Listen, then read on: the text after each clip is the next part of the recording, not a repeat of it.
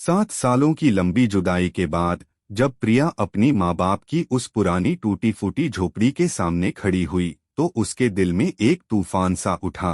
आंखों से आंसू ऐसे बहने लगे जैसे बरसों की दबी हुई पीड़ा एक साथ फूट पड़ी हो, क्योंकि वहां खड़े उसके बूढ़े माँ बाप हरि सिंह और सरला देवी की झुर्रियों भरी चेहरों पर अब भी वही गरीबी की छाया थी जो प्रिया को बचपन से सताती आई थी। और उस पल में प्रिया ने महसूस किया कि उसकी सारी मेहनत, सारी सफलता सिर्फ इसलिए थी ताकि वह अपने माँ बाप को इस दर्द से बाहर निकाल सके। लेकिन पहले तो उसका दिल इतना टूटा कि वह बस रोती रही और सोचती रही कि काश वह पहले लौट आती, काश वह उनके दर्द को और न सहने देती। रामपुर नाम का यह छोटा सा गांव, जहां चारों तरफ फैली थी सिर्फ मिट्टी और धूल की परतें, टूटी हुई सड़कें जो मानो कभी ठीक होने का नाम ही न लेती, और यहाँ की जिंदगी इतनी धीमी चलती थी कि समय जैसे ठहर सा जाता था। इसी गांव के सबसे आखिरी कोने में बसी थी वह छोटी सी झोपड़ी, जिसकी दीवारों में इतनी दरारें पड़ चुकी थीं कि हवा भीतर तक घुसकर सर्दियों में हड्डियां जमा देती और बरसात में पानी टपक कर फर्श को गीला कर देता। उसी झोपड़ी में रहते थे बूढ़े हरि सिंह और उनकी पत्नी सरला देवी, जिनकी उम्र ने कमर को इतना झुका दिया था कि सीधे खड़े होना भी मुश्किल लगता। हाथ कांपते रहते, आंखों में धुंधलापन छा गया था, और उनके पास था बस वही छोटा सा घर और एक पुरानी थाली जिसमें रोज की रोटी का इंतजाम किसी तरह हो पाता। लेकिन उनकी जिंदगी की सबसे बड़ी पूंजी थी उनकी इकलौती बेटी प्रिया, जो बचपन से ही सबसे अलग थी। जब गांव के दूसरे बच्चे मिट्टी में खेलकर दिन गुजारते, तब प्रिया अपनी फटी हुई स्कूल की किताबों को सीने से लगाकर बैठी रहती। पढ़ने का ऐसा शौक था उसे कि जैसे किताबें उसकी सबसे अच्छी दोस्त हों। लेकिन घर के हालात ऐसे थे कि सपने देखना भी एक बोझ लगता। हरि सिंह कभी किसी के खेतों में मजदूरी करते, कभी किसी के घर जाकर लकड़ियां काटकर थोड़े पैसे कमाते, और सरला देवी गांव के अमीर घरों में जाकर बर्तन मांजती। दोनों की इस मेहनत से किसी तरह 2 वक्त की रोटी जुड़ पाती, लेकिन प्रिया के सपनों को पंख देने के लिए यह सब बहुत कम था। फिर भी वह कभी हार नहीं मानी, और एक दिन जब वह स्कूल से लौट रही थी तो उसने अपने पिता से कहा, बाबूजी, मैं बहुत पढ़ना चाहती हूँ, बड़ा अफसर बनना चाहती हूँ। हरि सिंह ने अपनी थकी हुई आंखों से बेटी को देखा और सोचा कि अगर बेटी पढ़ लिख कर कुछ बन गई तो उनका नाम भी रोशन होगा। और उस दिन प्रिया ने अपने दिल में एक बड़ा सा सपना संजो लिया, जो उसे आगे बढ़ने की ताकत देता रहा। जैसे जैसे दिन बीतते गए, स्कूल की फीस, किताबें, कपड़े सब कुछ एक चुनौती बनते गए। कई बार प्रिया को भूखे पेट स्कूल जाना पड़ता, लेकिन उसने कभी शिकायत नहीं की, कभी माँ बाप के चेहरे पर उदासी नहीं आने दी। गांव वाले तो ताने मारते रहते, कहते कि लड़की है, इतना पढ़ाकर क्या करोगे, आखिर शादी ही तो करनी है। सरला देवी सब चुपचाप सुन लेती, लेकिन रात को बेटी को गले लगाकर रोती। और हरि सिंह बाहर से मजबूत दिखते लेकिन अंदर से टूटते जाते। फिर भी प्रिया ने 10वीं पास की, फिर 12वीं। हर बार गांव में वही हंसी-मजाक, वही ताने। लेकिन जब उसने कॉलेज जाने की बात कही तो मुश्किलें और बढ़ गईं, क्योंकि कॉलेज शहर में था, जहां आने जाने का किराया, रहने का खर्च, किताबें, सब कुछ इतना महंगा था कि लगता जैसे सपना टूट जाएगा। हरि सिंह ने कई रातें जागकर सोचा, और आखिर एक दिन सरला देवी से कहा कि अगर आज बेटी को रोक दिया तो जिंदगी भर खुद को माफ नहीं कर पाएंगे। फिर उन्होंने अपना पुराना बक्सा खोला, जिसमें कुछ सिक्के, कुछ नोट और सरला देवी की पुरानी चांदी की पायल थी। सरला देवी ने बिना कुछ कहे पायल उतार दी और प्रिया को दे दी, और इस तरह प्रिया शहर चली गई, जहां उसके लिए सब कुछ नया और मुश्किल था। एक छोटे से कमरे में 4 लड़कियां साथ रहती, दिन में कॉलेज जाती, रात में ट्यूशन पढ़ाती। कई बार थकान से फूट फूट कर रोती, लेकिन अगले दिन फिर उठकर पढ़ाई में लग जाती। और उसी दौरान उसे आईएएस के बारे में पता चला। जब उसने सुना कि एक साधारण परिवार की लड़की भी देश की बड़ी अफसर बन सकती है, तो उसके दिल में एक नई आग जल उठी। उसने ठान लिया कि वह आईएएस बनेगी। दिन कॉलेज में गुजरते, रातें पढ़ाई में, दोस्त घूमते हंसते, लेकिन प्रिया किताबों में डूबी रहती। जब भी मन टूटता तो माँ बाप का चेहरा आंखों के सामने आ जाता। वही टूटी झोपड़ी, वही फटी दीवारें, और वह सोचती कि उनके लिए ही तो यह सब कर रही हूँ। इधर गांव में हालात और बिगड़ते जा रहे थे। हरि सिंह की तबीयत खराब रहने लगी, मजदूरी कम हो गई। कई दिन ऐसे आए जब चूल्हा तक नहीं जला। सरला देवी ने गांव में और ज्यादा काम करना शुरू किया, लेकिन थकान से उनका शरीर भी जवाब देने लगा। कई बार प्रिया को घर से फोन आता, बेटी सब ठीक है, तू पढ़ाई पर ध्यान दे, लेकिन आवाज में वह कंपन छुप नहीं पाता था। और एक दिन हरि सिंह बुरी तरह बीमार पड़ गए। प्रिया दौड़कर गांव पहुंची। झोपड़ी में लेटे पिता को देखकर उसका दिल जैसे रुक सा गया। डॉक्टर ने दवाएं लिखी, लेकिन पैसे कहाँ से आते। प्रिया ने अपनी किताबें बेची, दोस्तों से उधार लिया, और उसी रात पिता के पास बैठकर कहा, बाबूजी, मैं अफसर बनकर लौटूंगी, आपको इस हाल में नहीं छोड़ूंगी। हरि सिंह ने बेटी का सिर छूकर कहा, बस मेहनत करना बेटी, हम तो जैसे तैसे जी लेंगे, लेकिन तेरी सफलता हमें ताकत देगी। और प्रिया वापस शहर लौट आई, लेकिन उस दिन के बाद उसकी पढ़ाई और ज्यादा कठोर हो गई। जैसे हर किताब में माँ बाप का दर्द छुपा हो। पहला एग्जाम फेल हुआ, दूसरा भी फेल। हर बार समाज की आवाजें गूंजती कि देख लो ज्यादा पढ़ने का नतीजा। लेकिन प्रिया रुकी नहीं। 7 साल बीत गए। इन 7 सालों में गांव तो बदल गया, लेकिन झोपड़ी वैसी की वैसी रही। माँ बाप और बूढ़े हो गए, हाथों में ताकत नहीं रही। और एक दिन शहर के अखबार में सुर्खी बनी कि एक गरीब किसान की बेटी बनी आईएएस। प्रिया का नाम छपा था। उस दिन उसके आंसू रुक ही नहीं रहे थे, लेकिन मन में एक ही सवाल घूम रहा था कि माँ बाप अब कैसे होंगे। और यहीं से शुरू हुई उसकी वापसी की भावुक कहानी, जो हर दिल को छू जाती है। सुबह का समय था। शहर की सड़कें हमेशा की तरह भागदौड़ से भरी हुई थीं। लोग अपनी अपनी जिंदगी में व्यस्त, लेकिन उस दिन प्रिया की दुनिया बिल्कुल अलग थी। उसके सामने मेज पर रखा था वह नियुक्ति पत्र, जिस पर लिखा था भारतीय प्रशासनिक सेवा। वह कुर्सी पर बैठी थी, लेकिन मन कहीं और भटक रहा था। 7 साल की मेहनत की यादें एक एक कर आंखों के सामने घूम रही थीं। वे भूखी रातें जब पेट में चूहे कूदते, लेकिन किताबें पढ़ती रहती। वे आंसुओं से भीगी रातें जब घर की याद में रोती, लेकिन सुबह फिर मुस्कुराकर उठ जाती। लेकिन उन सब यादों के बीच सबसे साफ थी माँ बाप की तस्वीर, उनकी झोपड़ी की, और उस मिट्टी की जमीन की जहां वह नंगे पैर दौड़ती थी बचपन में। प्रिया ने खिड़की से बाहर देखा, ऊंची ऊंची इमारतें, चमकती हुई गाड़ियां, लोग, सब कुछ था, लेकिन वह सुकून कहाँ था जो माँ की गोद में सिर रखकर मिलता। उसने फोन उठाया, गांव का नंबर मिलाया। काफी देर तक घंटी बजती रही, फिर सरला देवी की कमजोर आवाज आई, हेलो। और बस माँ कहते ही दूसरी तरफ से रोने की आवाज आने लगी। सरला देवी कुछ बोल ही नहीं पा रही थीं। प्रिया ने खुद को संभालते हुए कहा, माँ मैं आ रही हूँ, आज ही आ रही हूँ। सरला देवी ने कांपती आवाज में कहा, बेटी रास्ते में ध्यान रखना। और फोन कट गया। प्रिया की आंखों से आंसू बह रहे थे, लेकिन इस बार ये आंसू खुशी के थे, जीत के थे। गांव की ओर जाने वाली बस में बैठते समय उसने सादी सी साड़ी पहनी। कोई दिखावा नहीं, कोई घमंड नहीं। उसके पास अब पद था, ताकत थी, लेकिन दिल आज भी वही था, एक सच्ची बेटी का दिल। बस शहर से निकलते ही रास्ता बदलने लगा। चौड़ी सड़कें संकरी हो गईं, इमारतों की जगह खेत नजर आने लगे। प्रिया हर मोड़ पर खिड़की से झांकती, जैसे बचपन की हर याद को फिर से जी रही हो। जब बस रामपुर के पास रुकी तो उसका दिल जोर जोर से धड़कने लगा।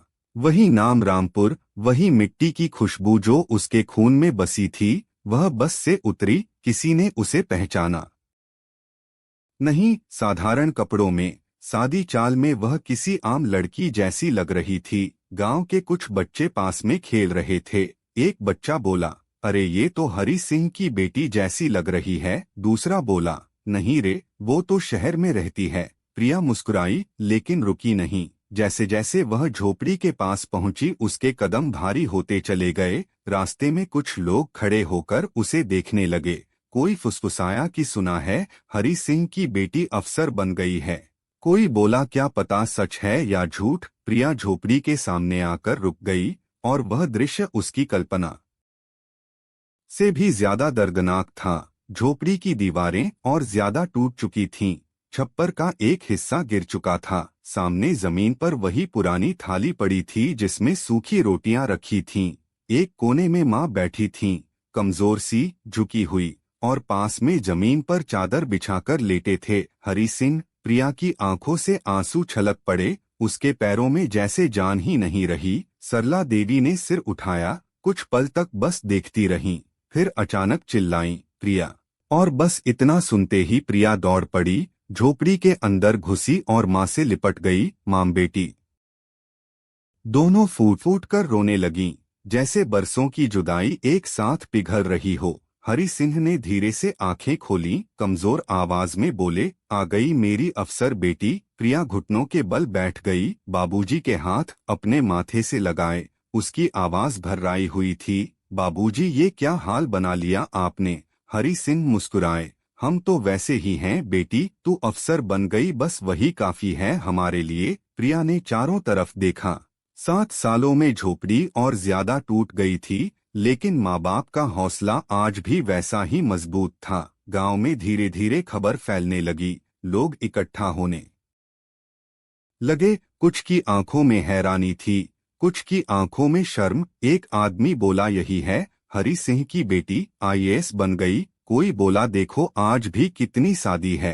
प्रिया उठी, सबकी तरफ देखा, लेकिन कोई भाषण नहीं दिया, कोई रौब नहीं दिखाया। वह बस माँ के पास बैठ गई और उनके सिर पर हाथ फेरने लगी। थोड़ी देर बाद एक सरकारी गाड़ी आकर रुकी, ड्राइवर उतरा, पीछे कुछ पुलिस वाले भी थे। गांव वालों में हलचल मच गई। सरला देवी घबरा गईं। बेटी ये लोग क्यों आए? प्रिया ने धीरे से कहा, माँ डरने की जरूरत नहीं, सब ठीक है। ड्राइवर ने आगे आकर कहा, मैडम आपको लेने भेजा गया है। प्रिया ने शांत स्वर में कहा, अभी नहीं, पहले मेरे माँ बाप का ध्यान। उसने पास खड़े डॉक्टर को बुलाया। हरि सिंह का इलाज शुरू हुआ, दवाइयाँ दी गईं, सरला देवी की जांच हुई। गांव के लोग सब देख रहे थे। जो कभी ताने मारते थे आज चुप थे। प्रिया झोपड़ी के बाहर खड़ी होकर उसे देख रही थी। उसकी आंखों में आंसू थे। उसने मन ही मन कहा, मैं अफसर बनी हूँ लेकिन सबसे पहले बेटी हूँ।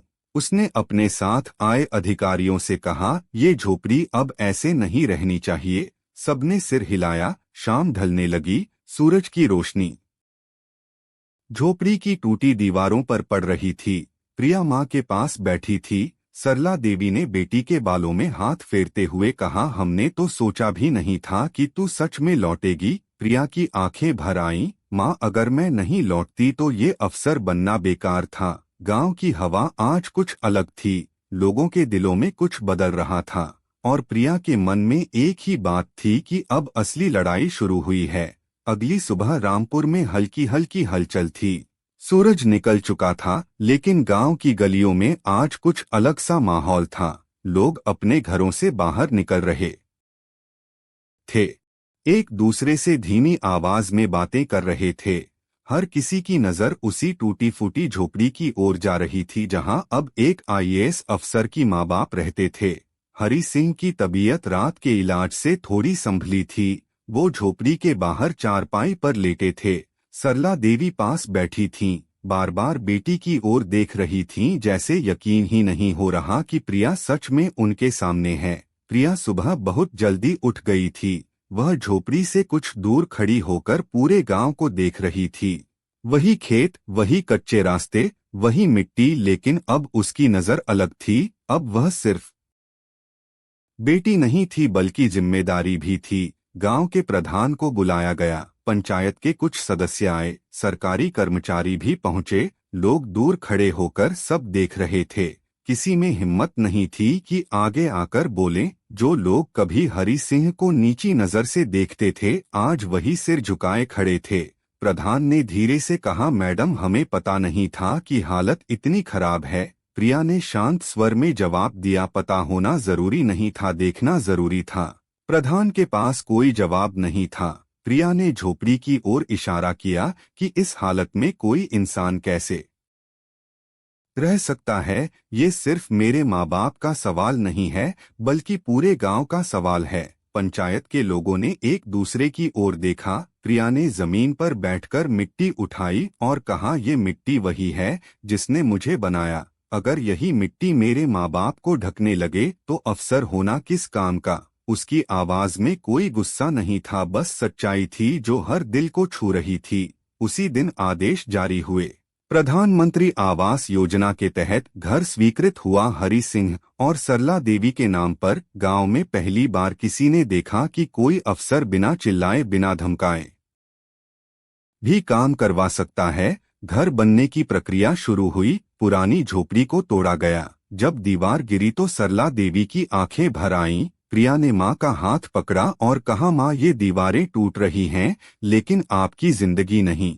हरि सिंह ने कांपती आवाज में कहा, इस झोपड़ी ने हमें बहुत कुछ दिया, लेकिन अब इसे जाने दो। ईंटें आने लगीं, सीमेंट, सरिया, मजदूर, सब कुछ। गांव के लोग रोज आकर देखते। कुछ लोग मन ही मन जल भी रहे थे। एक आदमी बोला, हमारे लिए कभी कोई अवसर नहीं आया। दूसरे ने कहा, क्योंकि हमारी बेटियां अफसर नहीं बनी। ये बात आग की तरह फैल गई। गांव की लड़कियां प्रिया को देखने आने लगीं। कोई चुपचाप खड़ी रहती, कोई पूछ लेती, दीदी, अफसर बनना मुश्किल होता है क्या? प्रिया मुस्कुराकर कहती, मुश्किल तो होता है, लेकिन नामुमकिन नहीं। वो रोज शाम को बच्चों के साथ बैठने लगी, कभी पेड़ के नीचे, कभी अधूरे घर के पास। वह अपनी कहानी नहीं सुनाती थी, बल्कि उनकी कहानी सुनती थी। किसी लड़की ने कहा, दीदी, हमें तो पढ़ने नहीं देते। प्रिया ने धीरे से कहा, पहले खुद को पढ़ने दो, फिर दुनिया खुद रास्ता देगी। गांव में धीरे धीरे बदलाव दिखने लगा। लोग बेटियों को स्कूल भेजने लगे। माएं अपने डर खुलकर बोलने लगीं। लेकिन हर कहानी में एक अंधेरा भी होता है। गांव के कुछ दबंग लोग नाराज थे। उन्हें ये सब अच्छा नहीं लग रहा था। एक ने कहा, आज इसके माँ बाप का घर बन गया, कल हमारे खेत छीन लेगी। दूसरे ने कहा, बहुत ज्यादा अफसर बनने लगी है। एक रात घर बनते समय सरिया चोरी हो गया, काम रुक गया। सरला देवी डर गई। बेटी, कहीं तू मुश्किल में तो नहीं पड़ जाएगी? प्रिया ने माँ को देखा और कहा, माँ, सच के रास्ते में मुश्किलें आती ही हैं। उसने बिना शोर किए जांच करवाई। चोरी करने वाला वही निकला जो सबसे ज्यादा बोल रहा था। कानूनी कार्रवाई हुई। कोई दिखावा नहीं, कोई बदला नहीं। गांव वालों ने पहली बार देखा कानून कैसा होता है। हरि सिंह रोज अधूरे घर को देखते। उनकी आंखों में चमक लौटने लगी थी। वह अब चारपाई से उठकर बैठने लगे थे। एक दिन उन्होंने प्रिया से कहा, बेटी, हम तो बस इतना चाहते थे कि तू खुश रहे। प्रिया की आंखें भर आईं। बाबूजी, आपकी खुशी से बड़ी कोई कुर्सी नहीं। घर धीरे धीरे आकार लेने लगा। दीवारें खड़ी हो गईं, छत डाली गई। जिस जगह कभी पानी टपकता था वहां अब रोशनी भर रही थी। गांव की महिलाएं एक दिन सरला देवी के पास आईं। उन्होंने कहा, हमारी बेटियों को भी पढ़ा दो। सरला देवी ने पहली बार सीना तानकर कहा, मेरी बेटी पढ़ाएगी। प्रिया ने वही एक छोटा सा शिक्षा केंद्र शुरू करवाया। अब गांव सिर्फ घर नहीं बनते देख रहा था, बल्कि भविष्य बनते देख रहा था। और प्रिया जानती थी, ये सिर्फ शुरुआत है। रामपुर की सुबह अब पहले जैसी नहीं रही थी। हवा में अब भी मिट्टी की खुशबू थी, लेकिन उस खुशबू में उम्मीद की एक नई परत जुड़ गई थी। नया घर अब लगभग पूरा हो चुका था। सफेद दीवारें सूरज की रोशनी में चमकती थीं। जहां कभी टूटी झोपड़ी खड़ी थी, वहां अब एक मजबूत छत, पक्की दीवारें और दरवाजा था। हरि सिंह रोज सुबह उठकर घर के सामने खड़े हो जाते। उनकी आंखें उस घर को ऐसे देखती जैसे कोई सपना हो जिस पर अब भी यकीन नहीं हो रहा था। सरला देवी कई बार दीवारों को छूकर देखती, फिर अपने आंचल से आंख पोंछ लेती। प्रिया ये सब चुपचाप देखती रहती। घर का आखिरी काम चल रहा था। रंगाई हो रही थी। मजदूर अपने औजार समेट रहे थे। गांव के बच्चे आसपास घूमते हंसते खेलते। जिस जगह कभी सन्नाटा और गरीबी थी वहां अब हलचल थी। घर पूरा होने की तारीख तय हुई। उस दिन गांव में जैसे त्योहार सा माहौल था। किसी ने ढोल नहीं बजाया, लेकिन हर दिल में एक आवाज गूंज रही थी। लोग अपने अपने घरों से निकल आए। महिलाएं साफ कपड़े पहनकर आईं। पुरुष चुपचाप सम्मान के साथ खड़े थे। प्रिया ने माँ बाप से कहा, आज आप दोनों इस घर में पहले कदम रखेंगे। सरला देवी के हाथ कांप रहे थे। हरि सिंह ने बेटी का हाथ पकड़ा। दरवाजा खोला गया। सरला देवी ने सबसे पहले दहलीज पर पैर रखा। उसने आंखें बंद कर लीं, फिर धीरे से फर्श को छुआ। आंसू उसके गालों से बहने लगे। ये घर नहीं था, बल्कि उसकी तपस्या का फल था। हरि सिंह अंदर आए। उन्होंने चारों तरफ देखा। खुली छत, रोशनी, साफ दीवारें। उन्होंने धीरे से कहा, इतनी उम्र में पहली बार अपने घर में सांस ली है। प्रिया वही खड़ी थी। उसकी आंखें भी नम थीं, लेकिन चेहरे पर शांति थी। गांव के लोग अंदर नहीं घुसे, वे बाहर खड़े रहे। किसी ने कहा, आज ये घर सिर्फ हरि सिंह का नहीं है, बल्कि पूरे गांव की उम्मीद है। सरला देवी ने रसोई में कदम रखा। एक छोटा सा चूल्हा रखा था। उसने मिट्टी का दिया जलाया। उस दिए की रोशनी में उसका चेहरा चमक उठा। उस शाम हरि सिंह पहली बार कुर्सी पर बैठे। सरला देवी ने उनके सामने थाली रखी, रोटी, दाल, सब्जी। हरि सिंह ने थाली को देखा, फिर बेटी को बोले, आज रोटी अलग लग रही है। प्रिया ने कहा, क्यों बाबूजी? उन्होंने मुस्कुराकर कहा, आज इसमें अपमान नहीं है। ये सुनकर सरला देवी रो पड़ी। रात को प्रिया बाहर आंगन में बैठी थी। आसमान साफ था, तारे चमक रहे थे। वही आसमान जिसे उसने शहर के छोटे से कमरे से कितनी बार देखा था। उसे याद आईं वो रातें जब बिजली चली जाती, मोमबत्ती की रोशनी में पढ़ाई, खाली पेट, टूटता मन। आज सब कुछ जैसे शांत हो गया था, लेकिन उसकी कहानी यहीं खत्म नहीं हुई थी। अगले दिन गांव की पंचायत बुलाई गई। प्रिया ने सबको बुलाया। वो मंच पर नहीं खड़ी हुई, वो जमीन पर बैठी। उसने कहा, मैं यहाँ अफसर बनकर नहीं आई हूँ, मैं यहाँ उसी मिट्टी की बेटी बनकर आई हूँ। उसने गांव की समस्याएं सुनी, पानी, स्कूल, सड़क, स्वास्थ्य, हर कोई खुलकर बोल रहा था। पहली बार किसी अफसर के सामने डर नहीं था। प्रिया ने कहा, बदलाव एक दिन में नहीं आता, लेकिन अगर ईमानदारी हो तो देर भी नहीं लगती। धीरे धीरे काम शुरू हुए। हैंडपंप लगे, स्कूल की मरम्मत हुई, आंगनबाड़ी फिर से खुली। गांव की लड़कियां अब रोज पढ़ने आती। सरला देवी उनके लिए चाय बनाती। हरि सिंह दरवाजे पर बैठकर उन्हें देखता। एक दिन एक छोटी लड़की ने पूछा, दादी मैं भी अफसर बन सकती हूँ? सरला देवी ने मुस्कुराकर कहा, जरूर बन सकती है। हरि सिंह की आंखों में चमक आ गई। लेकिन हर कहानी में एक अंतिम परीक्षा होती है। प्रिया को तबादले का आदेश मिला, उसे दूसरे जिले में जाना था। ये खबर सुनते ही सरला देवी का चेहरा उतर गया। हरि सिंह चुप हो गए। प्रिया ने माँ का हाथ पकड़ा, माँ, अफसर होने का मतलब यही है। सरला देवी ने सिर हिलाया, हम जानते हैं, लेकिन अब घर सूना लगेगा। जाने से पहले प्रिया ने गांव के बच्चों को बुलाया। उनसे कहा, मैं चली जाऊंगी, लेकिन मेरी जगह किताबें रहेंगी। उसने शिक्षा केंद्र की जिम्मेदारी गांव की महिलाओं को सौंप दी। जाने वाले दिन पूरा गांव इकट्ठा हुआ। कोई रो नहीं रहा था, लेकिन आंखें नम थीं। हरि सिंह ने बेटी को गले लगाया, धीरे से कहा, हमने तुझे अफसर नहीं, इंसान बनाया है। प्रिया की आंखों से आंसू बह निकले। सरला देवी ने कहा, बेटी जहां भी रहना, इस मिट्टी को मत भूलना। प्रिया ने झुककर मां के पैर छुए। गाड़ी चल पड़ी। गांव पीछे छूटता गया, लेकिन रामपुर अब वही नहीं रहा था। वहां अब सिर्फ एक घर नहीं था, बल्कि आत्मसम्मान था। सालों बाद जब लोग उस गांव का नाम लेते तो कहते, वहां एक बेटी पैदा हुई थी जिसने अपने माँ बाप को घर नहीं सम्मान दिया, और हर उस झोपड़ी में एक सपना जाग उठा। इस कहानी से हम सीखते हैं कि मेहनत और प्यार कभी व्यर्थ नहीं जाते। बेटियां अगर ठान ले तो दुनिया बदल सकती हैं, और माँ बाप का बलिदान हमेशा फल देता है।